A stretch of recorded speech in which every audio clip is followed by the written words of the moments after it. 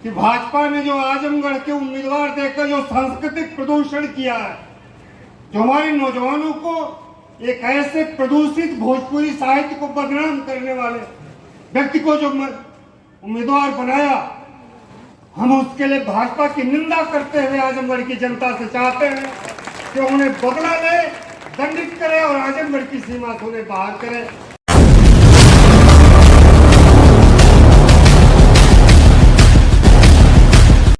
दूसरी बात, अभी कल तक की जो स्थिति थी, भाजपा का आईटी सेल, मीडिया, अफवाहबाज पूरे प्रदेश में ये फैला रहे थे कि उत्तर प्रदेश में गठबंधन नहीं बना है, आपस में गठबंधन के लोग लड़ रहे हैं। लेकिन कल गाजियाबाद की सभा में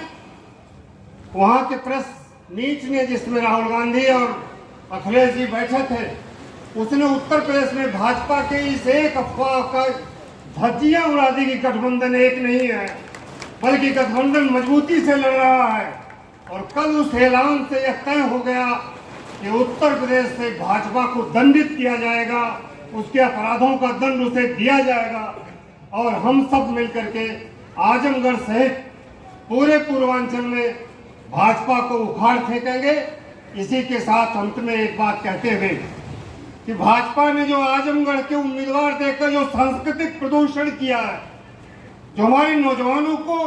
एक ऐसे प्रदूषित भोजपुरी साहित्य को बदनाम करने वाले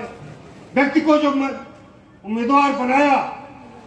हम उसके लिए भाजपा की निंदा करते हुए आजमगढ़ की जनता से चाहते हैं कि उन्हें बदला ले,